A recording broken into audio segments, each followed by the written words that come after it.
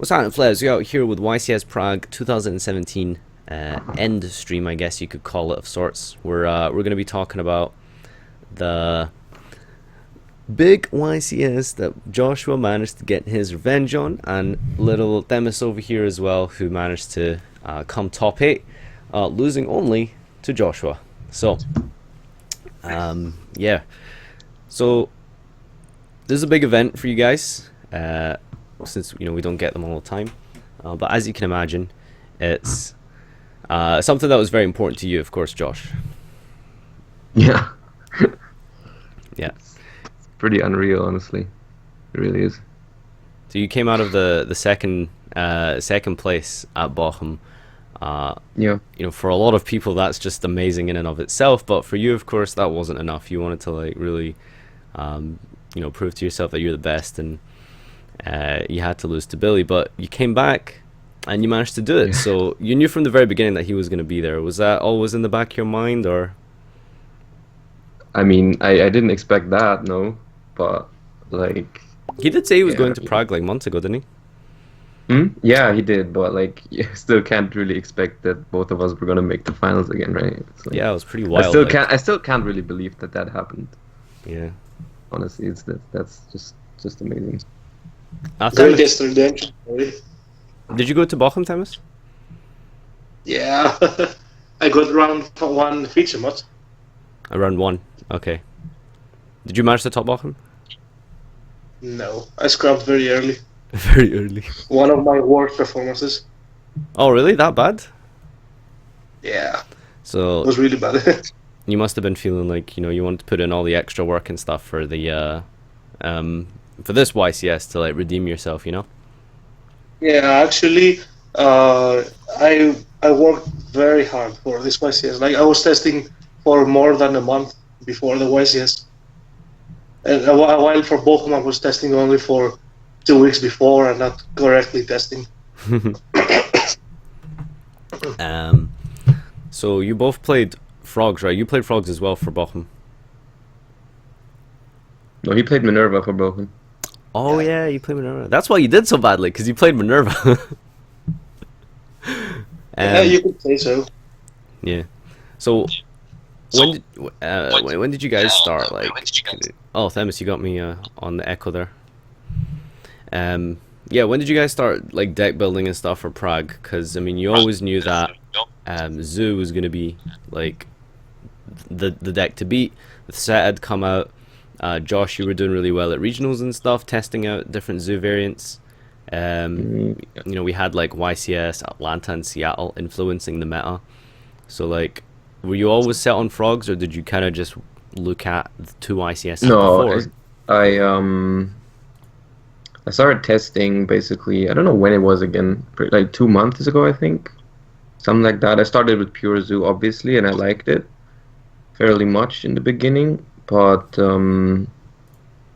as the format progressed, I think the Zoo Mirror became a lot worse as the format progressed, and people started playing Lunalight combo and went away from stuff like Ghost Ogre and stuff, because that stuff was really exploitable. I feel like the early Zoo builds were fairly exploitable, and that's why I felt relatively confident when I played Pure Zoo at some regionals. But then after, I think it was the second YCS where everyone played Lunalight combo, it became a little bit degenerate, and people started maining triple Twin Twisters and everything, where you would just go first set Twin Twister back row, win next turn.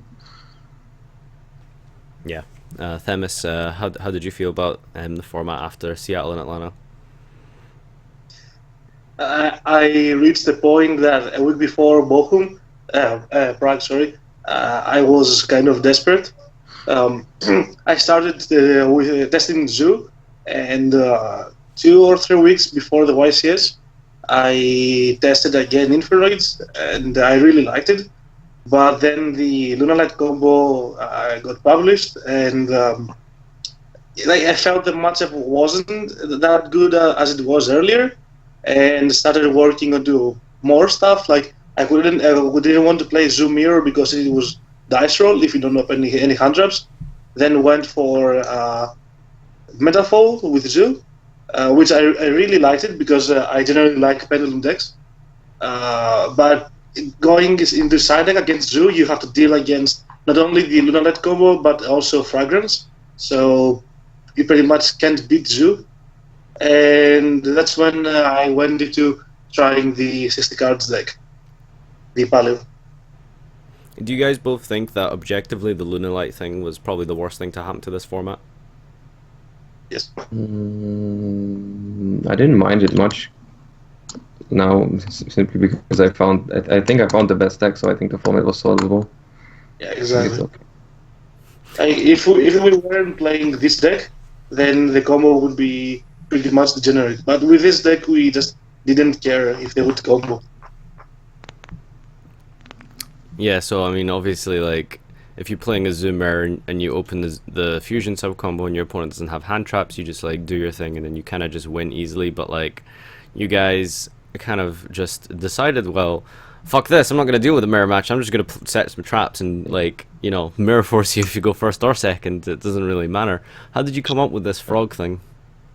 Why did you suddenly go back to it out of like of all decks you could have played? I mean, Paleo, we always knew that Paleo was decent against Zoo, even the 40 card versions. We tried that for quite a bit. And then the 60 card version, it came up in like different places at the same time. I feel like I had Americans message me about it. I saw it from some I know Long played a version of it at some point. I myself had built a version of it, and they were all like different in some aspects, but in general they were all like kind of the similar idea. Simply because Paleo, like 60 more, playing more cards is not strictly worse than 40. You don't just play 60 just so you can fit Grass Looks Greener in your deck. It has more advantages just than that. Of course, you're going to see you're going to see cards less often, but if you're playing Paleo, like all Paleos kind of have the same purpose, right? It doesn't matter which Paleos you see. The main purpose of a Paleo is just acting as like a pseudo trap and then being a Paleozoic engrave. So it doesn't really matter if you're playing 40 or 60 as long as the Paleo count is there, basically. And all the traps also do similar things. The main purpose of a trap is just to bring back a Paleo, so it doesn't really matter if you're playing 40 or 60. And then you can just fit all of these, you know, quote unquote god card spells into your deck. Like you have 3 Desires, 3 Demise, and 3 Grass, which are all insanely good this format. Especially Demise. Especially Demise is a reason why you should be playing that deck, I think. Because the grind game is so easy when you play Demise against Zoo. True.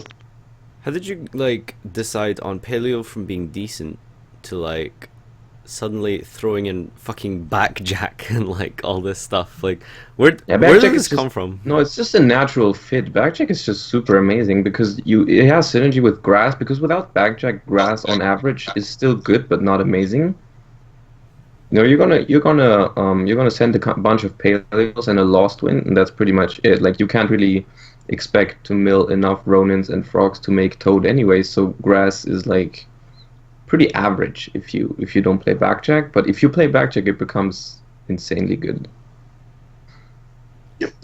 And Fiend Grieving is just also a really amazing card because it's perfect for the Paleo deck, because the main purpose of the card is not interrupting your opponent. That's just a bonus, which is the best thing for Paleo, because having traps that you can always activate and they're still like optimal for you, that's really, really good.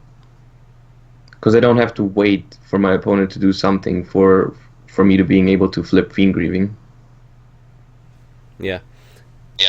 For the decks that you looked at for this tournament, what were you saying? Like, if you were to like go back to the very start of Prague and then think of what deck would you play, like how would you rank them from like 1 to like 5 or something? Like what were the super close like decks you came to playing for this event? Okay. You mean other than Paleo, right? Yeah. Yeah, obviously.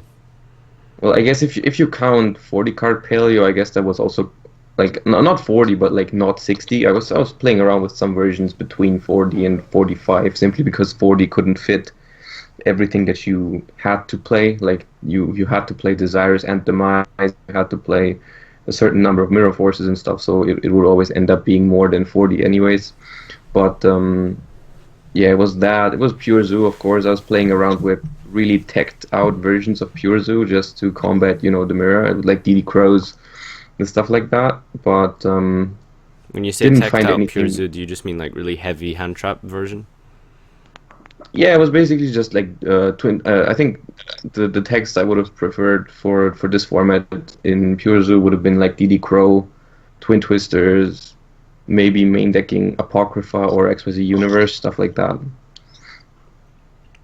Any other decks that you had on the radar? You were testing Balbaboon a little bit as well for Metalfoes, but I mean, you yeah, decided that wasn't the thing. I'm always trying out everything. I'm always playing with everything, just because I believe playing a deck yourself gives you a better understanding of how to play against it, even if you don't end up playing it. So I played everything pretty much. A lot of Eidolon. I even played the Windwitch deck, even though it's complete shit. But yeah. Themis, any other decks that you tried out that you were really close to considering? If I wasn't playing Paleo, I would for sure play Metal for Zoo. But other than that, it would be Pure Zoo with main Apocrypha and DD Gross. These were the closest choice I had reached. Like I would have loved to play Infernoids, but I didn't think it was that good of a choice because they breathe a lot. Mm-hmm. Infernoid ended up doing like really well at this event. I can't remember the exact top cut statistics, but I know in top 32 in Prague, like Pure Zoo and Infernoid were almost tied. Like they did really well. Like were you guys like Josh as well? You were telling me that in top cut you played like mirror matches in Infernoid and like that was it. Like Yeah, did you that's it. I played 3 60-card mirrors and 2 60-card Infernoids. Yeah, like through all of Top Cut. Like, were you surprised to play that many, or did you think like? Because I mean, you main decked Apocrypha, so you were obviously anticipating a lot of Zoo. Yeah, I was not that surprised by the Paleo deck, simply because the idea that we kind of had, it kind of spread a little bit more than we wanted it to. I don't know why, but there were like a bunch of people playing that deck, the 60-card Paleo. So, but we did expect it a little bit. We did side 3 Toon Twister and 3 Wiretap in the end, which turned out to be very correct. But the Inferno deck performed a lot better than I expected it to, simply because I think it's pretty bad. But yeah, I don't know why people would choose 60-card Inferno over other decks, but Do you think it's that bad? Hmm? Do you think Infernoids were like that bad? What are they bad?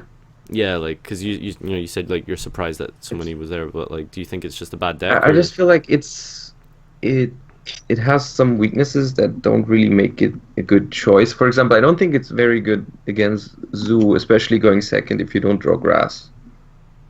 There was like one of the main concerns that I had with playing Zoo myself, and Inferno doesn't really solve that problem. So I don't know why you'd rather play that. Yeah. I guess I guess it's not bad against Zoo when it goes first, simply because Feast is so good. That's yeah. But, Amazing. I mean, it's not a bad deck. I just don't really understand the choice. Like if you're not playing Zoo, you need a very good reason to not play Zoo this format. I feel like because Pure Zoo is just such a consistent and good deck, and I don't think Infernoid was a good other choice to go away from Zoo. But it did well, so maybe it's still reasonable. Maybe it's low key broken. Onto our tournament report, I guess. Well, actually, we'll do a little bit on each of your decks first of all. So, I mean, they're basically the same. So, if you can see here on the stream, guys, if you take a look, I've got Josh's list up here. So, just taking a quick glance at it, we've got everything here is correct except for the second Anomalocaris is actually a second Cavalry, and the Broadbow. Yeah, the Broadbow was supposed to be a Borbow as well. But you can see here from his list, he's playing all the frogs with 2 Ronin only, 3 Backjack, and the Mathematician. So for your monster lineup, can you talk us through a little bit on how you decided on like like these ratios, specifically like the Ronin, I guess, is probably the most interesting, and the inclusion of mathematician was a little bit sort of out Yeah. there, Okay. like wild. So we started with, or I started with 9 frogs and 3 backcheck only. But then I did some theory on the Ronin Toadin, and I think it makes absolutely no sense to play 3 simply because the only reason you would want to play 3 is because of grass. I don't think the aspect of DD Crow or Desires matters as much when you play double Leon Sholia, which turned out to be a staple for me after short testing. So the only reason why you would want to play multiple Ronins, like 3 Ronins, if you want to increase the chance of hitting it with grass. The thing with that is the chance to get an instant Toad out of grass, even if you play 3 Ronin, is incredibly low because you have to hit 2 out of your 3 Ronins and 2 other frogs, which is really unlikely. So in order to get an instant Toad, you would already need a level 2 Aqua in your hand, basically. At that point, if you already have any Aqua monster in your hand, you don't need 3 Ronins in your deck to have an incredibly high chance to get to an instant Toad. Because at that point, you only need to mill 1 Ronin and 1 frog. Or only any frog or any Ronin if you're drawing swap frog. So I don't think that the 3rd Ronin gives you any mathematical advantage when playing grass. Mhm. For a moment as well, you were considering like 2 Dupe and 2 Ronin. Any reason that you? Oh yeah, dupe is another thing, because dupe is like, you don't really want to draw it. It's not terrible if it's your only monster, but one of the worst things in this deck is drawing multiple normal summons. And so I did some calcs with how many monsters I should play to avoid drawing double normal summons, especially going second. But in the end, I ended up missing the dupe frog too much in grind games, especially against like the Mirror and Infernoids, where against Zoo I sided out a dupe frog very often simply because I don't think the resource of dupe frog matters that much. But in the Mirror and stuff, it's really, really important to have dupe frogs because dupe frog is not that easy to recycle from your grave. And especially you can't get it back into your deck where you want it because you want to summon it with Toad. Mm. For the trap lineup, starting just with the Paleos, you basically played everything at 3. Leon Colia you touched on as well. Did you ever consider playing any of the other ones as well, just to bump up the ratios? I think like Hallucigenius. No, I would consider a 3rd Leon Sholia after Prague. It was super, super good. Okay. Did you think about any of the other ones at all, like Lucigenia, or anything like that? No, I don't think I'd ever play any of those over another Leon Sholia. I don't think the number of Paleos is a problem. You have, as opposed to a 40 card deck, you also have Grass, which is pretty much always Paleos in grave as well, so it's fine like that, I think. I even considered cutting a Morella, but in the end I liked it the way the 3 was just always fine, I think. I was just having space issues in 60 cards, so I considered cutting 1. But then I talked some sense into you, of course. Shout outs to me, right? Yeah. Started cards low.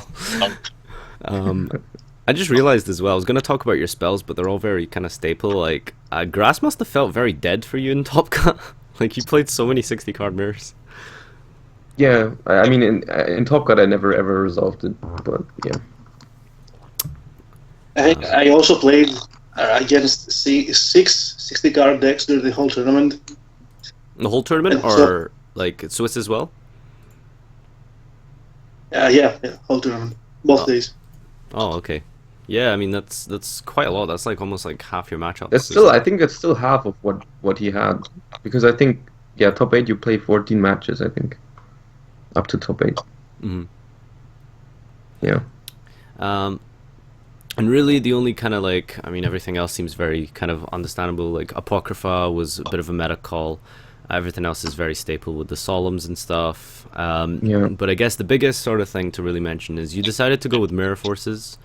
Paleo obviously played like Waboku back in the day. No, Mirror Forces are basically the new Waboku. Yeah, like not only are you playing like regular Mirror Force, which is a bit kind of strange before this event, a quaking Mirror Force. Like I don't think anyone would have expected that at all. Like storming Mirror Force was sort of seen as like the next Quaking is best. the best one by far. Yeah. So how The did you best. like decide on quaking? Like what was that about? Well, I started with storming, because it seemed kind of the obvious choice. So many people were playing storming, but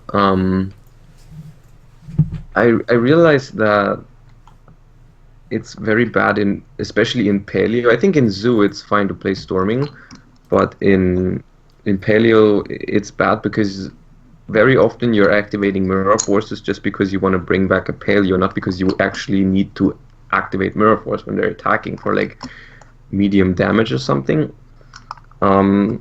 And storming is not very good at that because they're doing stuff like normal some thorough blade attack over one of your paleos or just directly, and flipping storming in that case is not that great, or like whiptail with a tanky up and stuff. You don't want to bounce that stuff, and especially against metal foes, if you have to bounce scales, that's super bad. Mm-hmm. One thing I noticed I is, figured, go on. no, go on.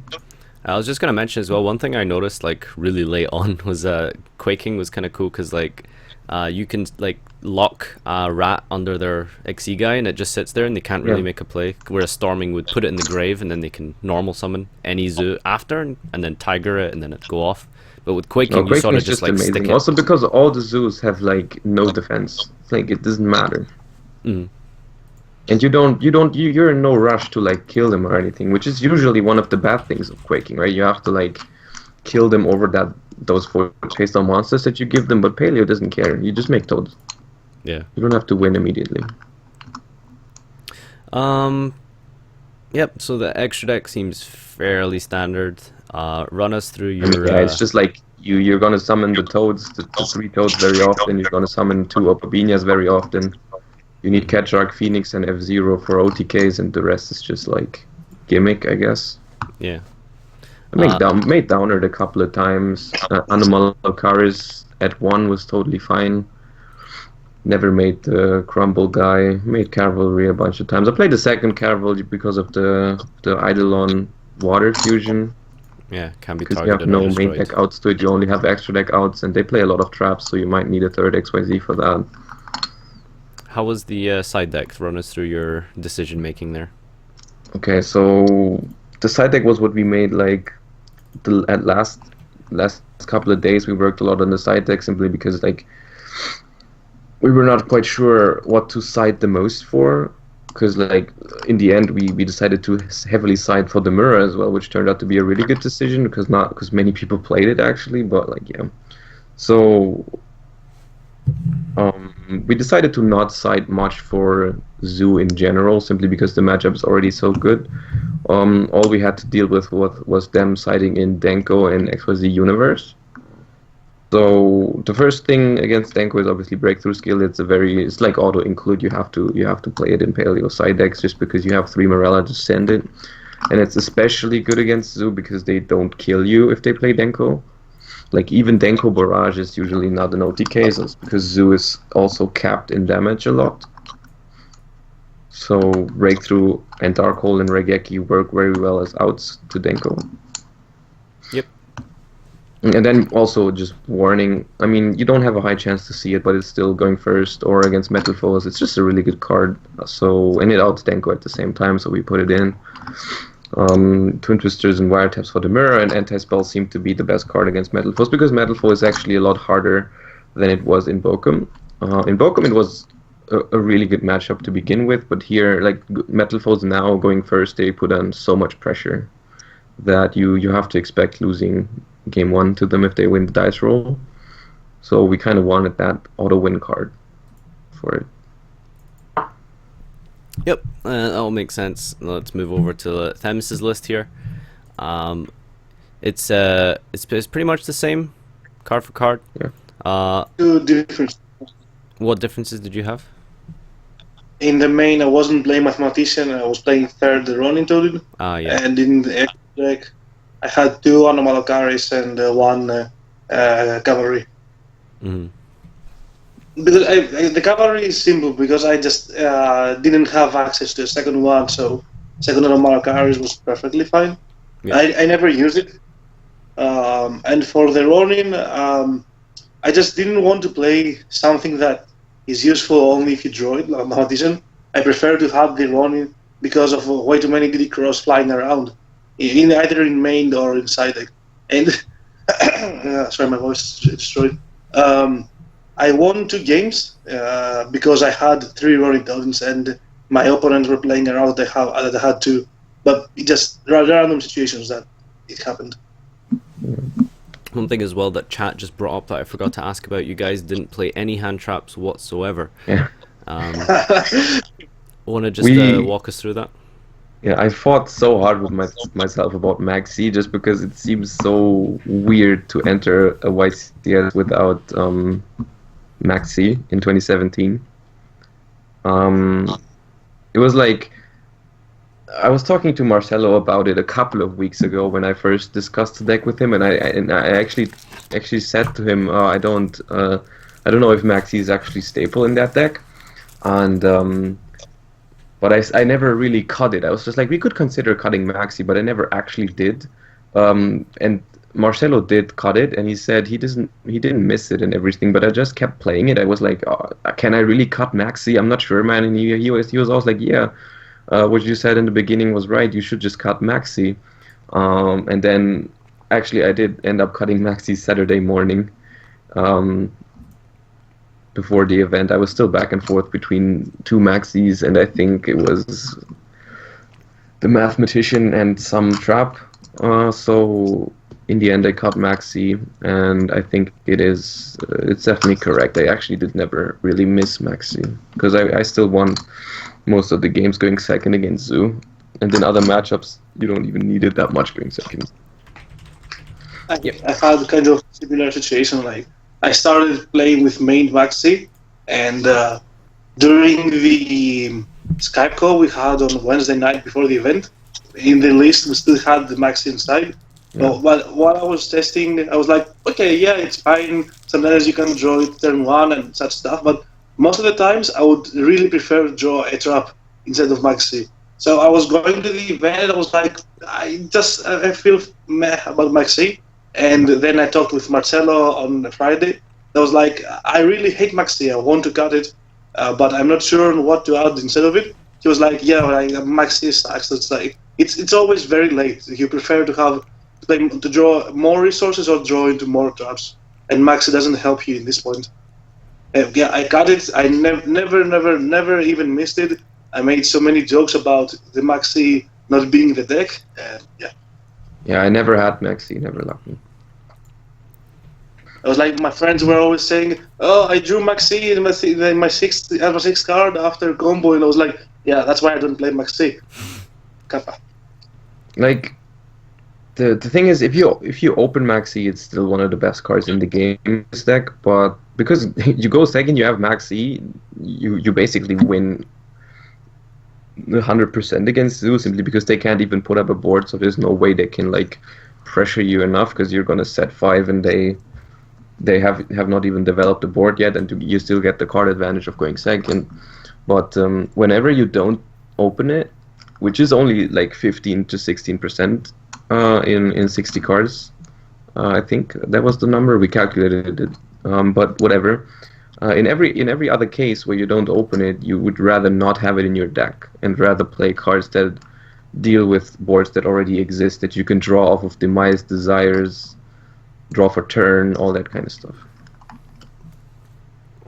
Yep, right. Exactly. And obviously opening it is just really unlikely as well with the 60 cards. So yeah, as you mentioned, it is pretty bad like mid game.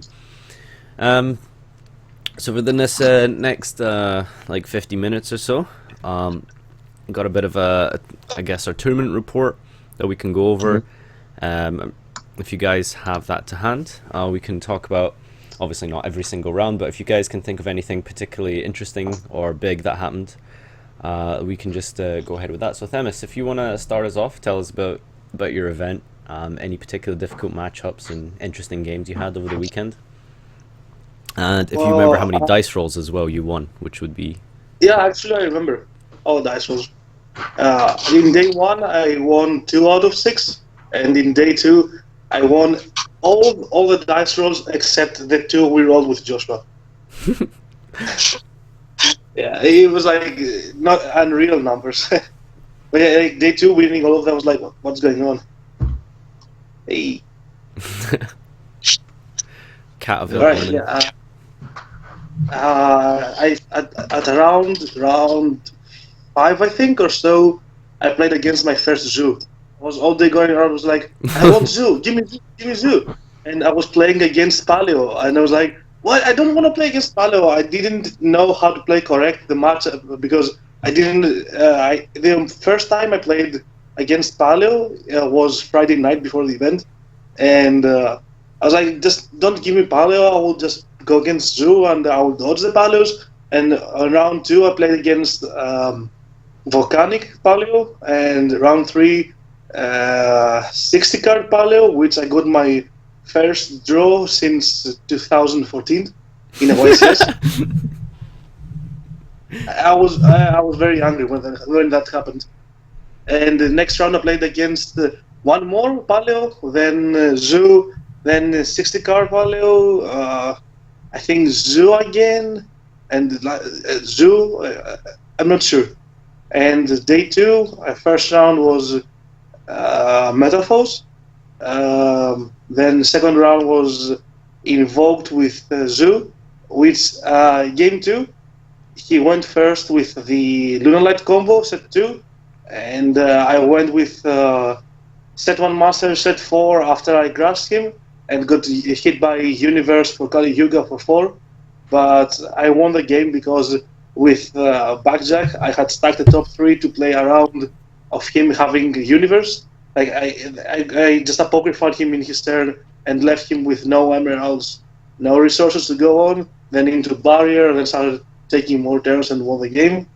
And round 3 was of day 2 was for finally to go undefeated in Swiss rounds against Infernoids, but I managed to break game 1 against that. Like I opened with 3 monsters and 2 traps and got hit by Twisters, Decathlon, Harmadic, Zoo combo, and yeah, whatever. Then top 32 was the feature match against 40 card Paleo, which I still don't know how I won that match. Like I went with the only way to winning was that he would fear of my mirror forces. He was afraid of them. Started getting more turns and won the match. Then top 16 was against 60 cards, Lightsworn, Shiranui, and all the stuff inside. Like it was against a good guy, but the deck could not even dream about beating Paleo. And top 8 was against this guy here. Yeah. I almost missed game 1. Yeah, he came like 10 seconds before it started. No, 28, please. No, before he would have gotten the game loss. Yeah.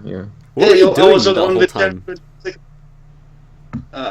It's just like everyone was there, everyone was sitting down, but Themis is not there, and then they at first I don't really think about it. I just get my deck on the table and everything, but then they actually announced the start of the round, and I'm like Lorenzo is standing there watching. I'm like, yo, can you get Themis, please?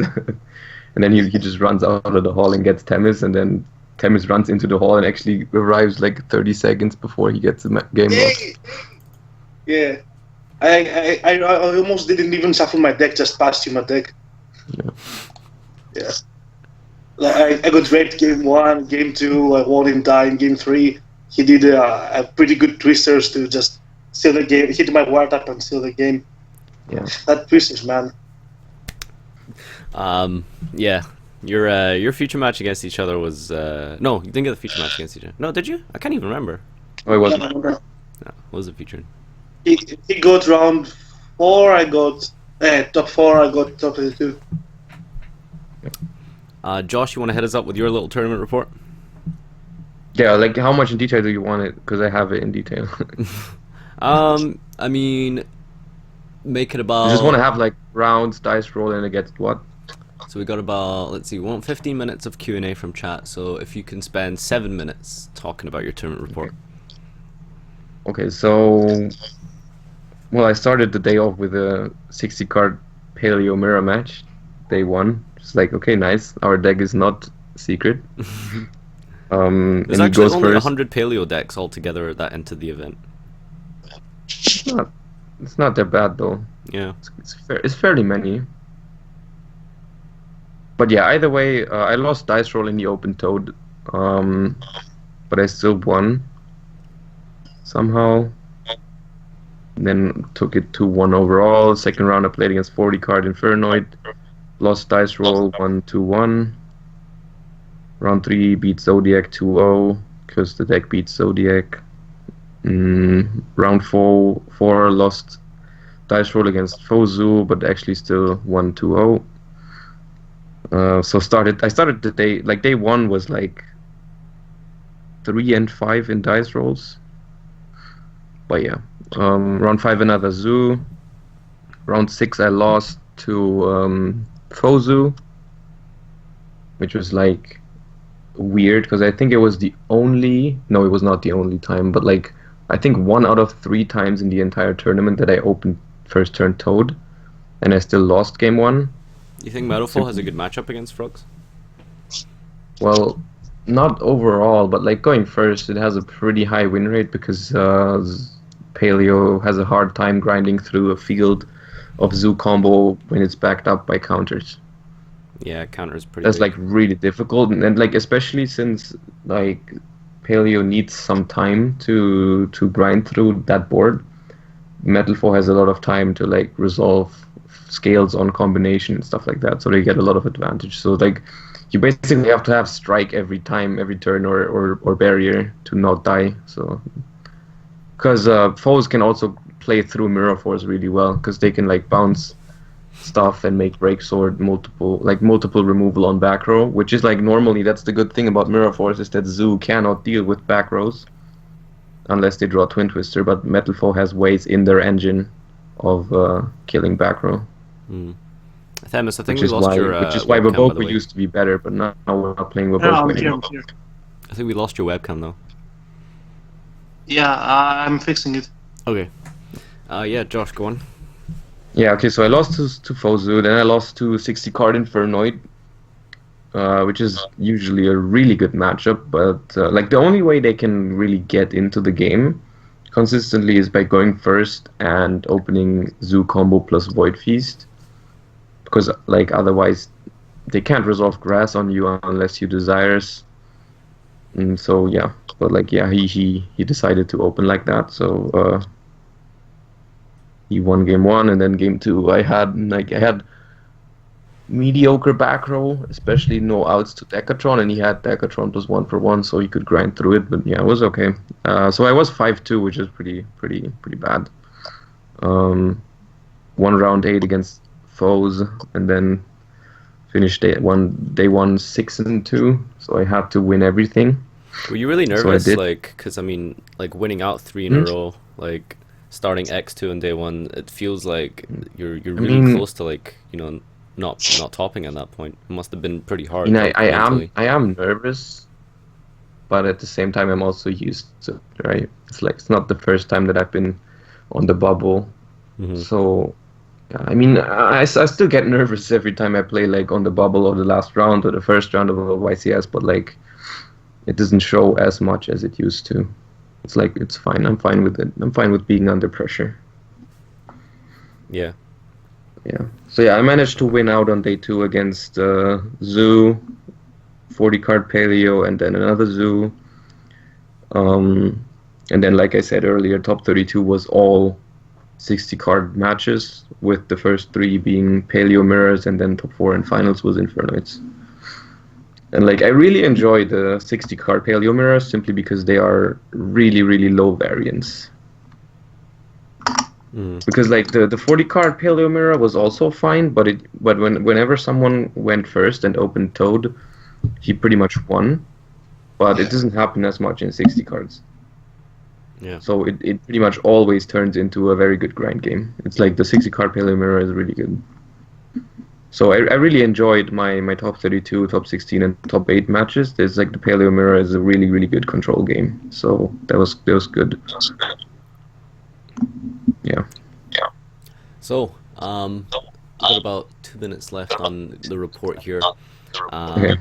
the the the final against Billy Break, you guys paired against like from opposite brackets. This was Yeah. your big moment. You were both even at this point, although I guess arguably he got the more important win, like in Top Cut, because you got him in Swiss. Yeah. Um, what's the first thing you realized? Like, well, I mean, you probably would have known from the beginning of Top Cut that if you made it to the final and he made it to the final, you would both be paired against each other because you were on opposite ends of the bracket. When did you realize that you had a chance again to potentially like play each other, and like how did that feel? I think I started realizing from like top 8 onwards that it might actually happen. And it was just a super weird feeling because at the one on the one like I was really excited to play him again, but on the other hand I was also kind of scared because if I lost again I don't think I could have taken it. I don't think I could have taken it. Yeah, like I could have not dealt with losing again in the finals. I think I would have had to quit. so walk us through your match. I mean, obviously we've all seen it on stream and stuff, but Yeah. one thing I remember, you started with that double strike, which was really big. Yeah, I didn't have to strike the Diviati. I could have just lost winded it. That's like another out to it. It's not that bad, but I like the first, like of course the double strike was really good, but I only really needed one there simply because I wanted to strike it when he summoned it the first time, just so he would have to banish stuff from his hand to summon it again, and luckily he did. So he lost a lot of resources there. But I mean, you can't really blame him for trying. It's like 2 strikes in 60 is not very likely. But there's also lost wind to out it, of course. But yeah, I mean, if Infernoid, like I said, he didn't have a very reliable way of setting up. Even though he did have grass after I resolved Desires, which is like going first, I did think about not playing Desires for a bit, just because I didn't want to give him the chance to grass. But I figured my hand was not strong enough because I had backjack and stuff, and I didn't like backjack. Keeping backjack and Desires in hand is not very good. So I decided to play Desires, and he ended up having grass. So that was a little unfortunate. But his mills were not too strong. He didn't mill Fairy Tale, but he only milled 11 cards and 4 Infernoids, which I think is average. So. And I'm hearing myself. Yeah, Themis. Thanks from Themis. Yep. Yup. Okay, so yeah, I mean, he milled like 4 Infernoids, which I think is about average for 11 card mill, so that was fine. And then the game just pretty much went as expected, as the matchup is supposed to go. Like, he's not supposed to be able to grind through my back row, honestly. Even though he did have the feast, which is pretty good Yeah. for him. All right. For this part, we're gonna go on to the questions, so both of you can just answer whenever you feel you have something important to say. Themis, I think this matchup is this question is probably really fit for you. So, any tips on playing the Paleo Mirror? Because you kind of like learned it like as you went, sort of thing. Any sort of tips for when you're like starting out with like the Paleo Mirror? Okay, so like obviously, if you open any of the power spells, or if you open Marella going first, you're in a huge advantage. But when I went there, the first thing Marcelo told me about the mirror was that if you open Marella, you pretty much win. But that was true only for 40, but in 60 that is not true. And you just want to go into being the first person to have more traps in the graveyard than the opponent, more value, and then you just try not to use your traps. Like, that's when you reach middle game, both of you try to use your strikes to not trigger his traps, and pretty much just try to draw monsters. Like, use the monsters most of the times to play with him. Like, drawing the Swap Frog and resolving it without getting strike is one of the most important things in the mirror. Yeah. Josh, any like small tips and stuff for the Paleo Mirror? It's really important how to handle opponents' toads, because there's a very weird dynamic when Toad hits the field in the mirror. It's because that if you activate a trap and they want to chain a Paleo to it, they cannot negate with Toad, because that's just how the chain links work. And so very often it's actually okay to let your opponent summon Toad as long as you just force him to negate your trap with it, because that's also a way to remove Toad. Just like you flip Dynamiscus on Toad, for example, they have to tribute, and they can't bring back their own trap for it. It's really hard to explain the dynamic, but very often you can just force the Toad negate before they can bring out more frogs from the deck. You have to also be careful with Lost Wind against Toad, because like if they Lost Wind your Toad in draw phase, doesn't really accomplish anything, because you can negate, of course, but then your Toad is gone and you get a Lost Wind from them, which is just going to be sent back to the graveyard, so it can do the same thing again for the next Toad. So very often it's just fine to let their traps resolve, let them get rid of the Toad, bring back your trap, stuff like that. It's just, yeah, there's a lot of decisions to be made when traps are being I think accepted. it was the card that creates the weirdest situations in the mirror. Which card? Toad? Lost Wind. Okay. Yeah.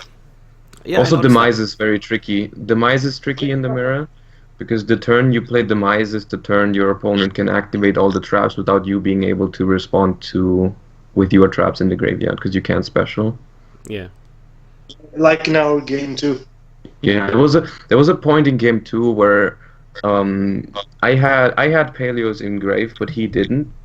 So he didn't want to activate traps, and I had the option of either, like, I had stuff face down that I could activate, but it was not very optimal. It wasn't like reckless or anything. It was more like, I think it was Leon Cholia, which I would have had to use on one of his cards because I didn't have banished stuff, and some other weird stuff. And I didn't want to flip the traps unnecessarily to bring back my Paleos, because that would have forced him to use his traps to prevent me from Exceed summoning. And then I could have brought back more Paleos, but I decided to take the turn off and play Demise, and he used that turn to activate all of his Paleos, and then he had Paleos and I had Paleos, and then we started a grind game that I maybe would have been able to prevent.